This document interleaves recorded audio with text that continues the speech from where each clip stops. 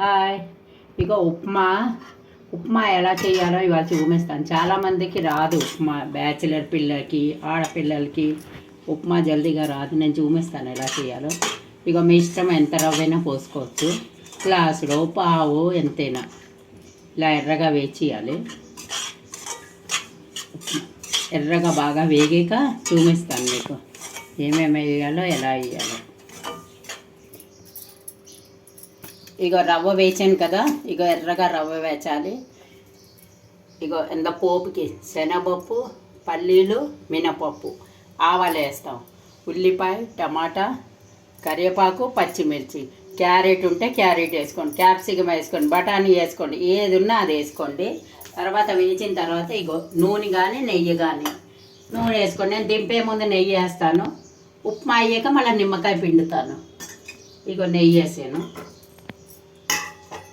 చూసారు కదా. కొంచెం ఆవాలు వేసాను. కొంచెం నీళ్లు మరిగించి పక్కగా ఉప్మా వేగిన అవ్వాలంటే రవ్వ వేసుకున్నప్పుడే ఇలా నీళ్లు వెచ్చబెట్టుకొని ఉంచుకోవాలి. పోపు అవ్వగానే వెంటనే నీళ్లు పోస్తే తొందరగా ఉప్మా అవుతుంది. కొంచెం ఇంగు వేయాలి. ఇంగు వేసాను. ఇక ఇది ఇలా వేగుతూ ఉంటే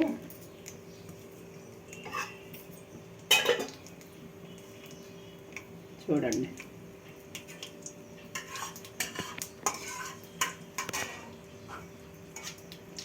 పట్టు మంట రాదు కదా.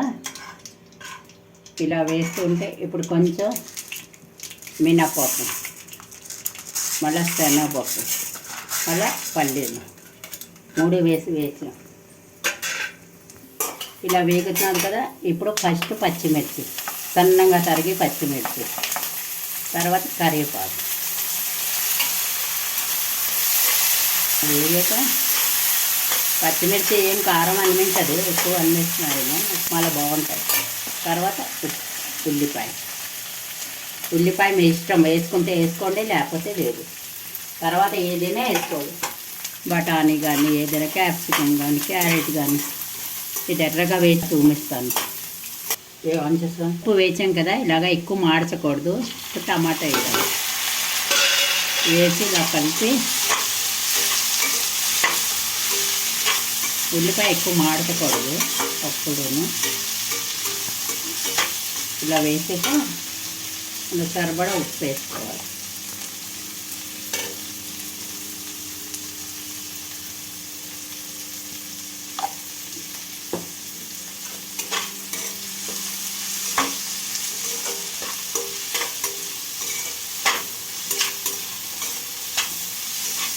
కదా ఇప్పుడు సరిపడా నీళ్లు నేను వెచ్చపెట్టి ఉంచాను. ఇలాగా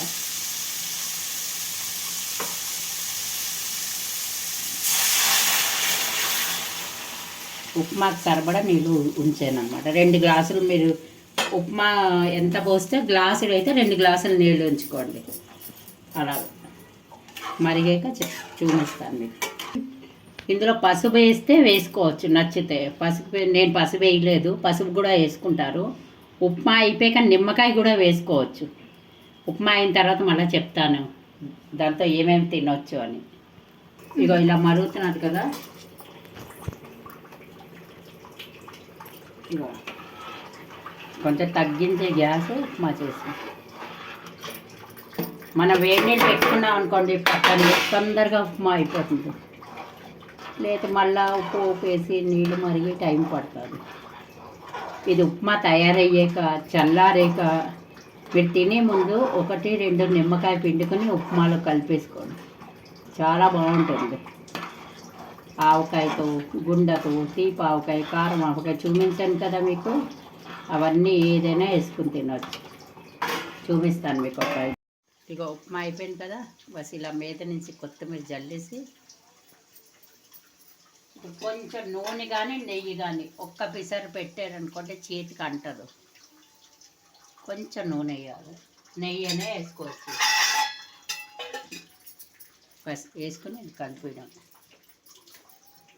చల్లారాక నిమ్మకాయ వేసుకుని, ఇందులో నిమ్మకాయ పిండుకుని తినండి.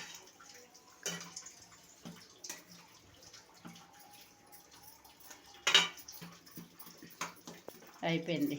చూడండి, కమెంట్లో చెప్పండి ఉప్మా ఎలా ఉంది. చూడండి, తినండి, లైక్ చేయండి. Thank you.